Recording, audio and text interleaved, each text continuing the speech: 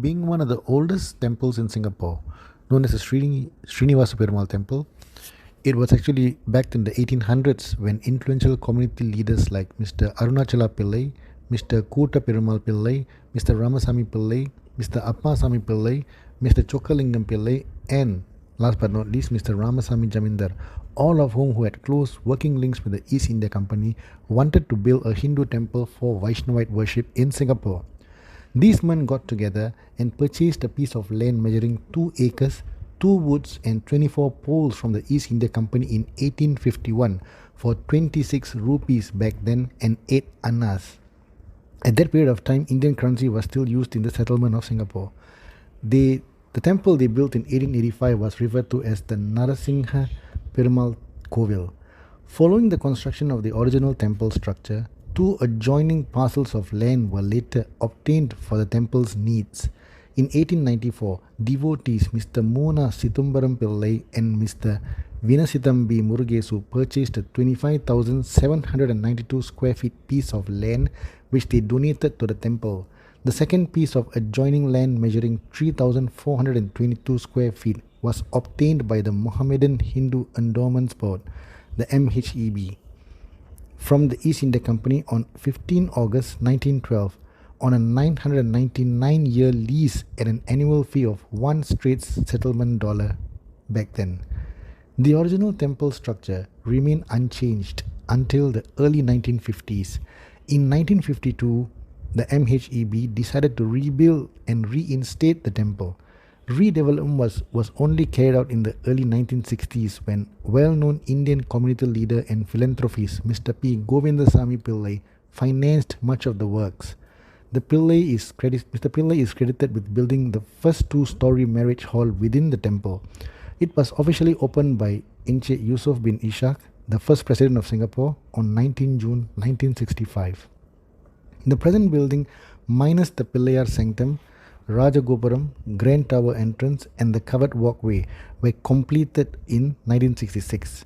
At this juncture, many elders advised that the main deity of the temple to be changed from the imposing Sri Narasimha to the gracious Sri Srinivasa Perumal. The temple was thus renamed Sri Srinivasa Perumal Temple.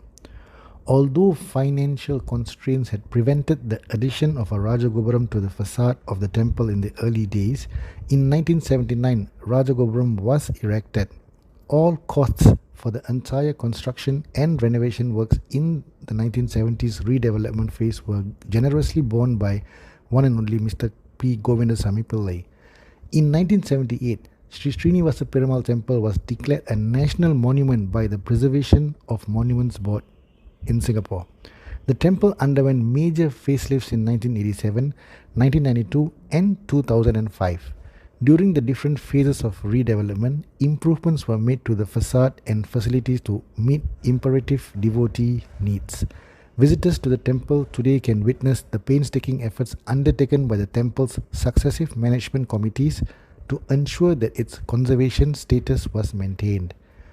From well laid out sanctums, rich sculptural embellishments, to an ornate mandapam built for the worship of processional deities, these and many more new features make the temple an embodiment of Hinduism. Some of the major festivals celebrated here are the Brahmotsavam, Vaikunta Ekadasi, and Prottasi Sani. The temple opens daily from morning 5:30 till 12 noon, after which it's closed and reopened in the evening for prayers from 5:30 to 9 p.m. Many Singaporeans will always refer to this temple as one of the biggest temples in Singapore because of its vast space and facilities for people to park their vehicles and proceed to the temple to commence prayer. It's a very big temple and with lots of elaborate sculptures. Special Naivedyams that are offered to Lord Srinivasa Perumal will be known as the Asoka, the Puliyodara, and Chakara Pongal. People at any point of time can come and pre-order or also order at once for the Naivedyam which needs to be offered to the Lord if he or she wants to proceed to make order and proceed to pray in the temple. This temple attracts many people and also tourists towards the end of the year. It is open 24 hours for Vaikunta Ekadasi, and many people throng to have lunch at this temple during the month of Protasi Sani, as the queue will lead all the way out to the main road, so that people will have to wait for at least 2 to 3 hours to enter the temple facade, have darshan of the deity, and have lunch.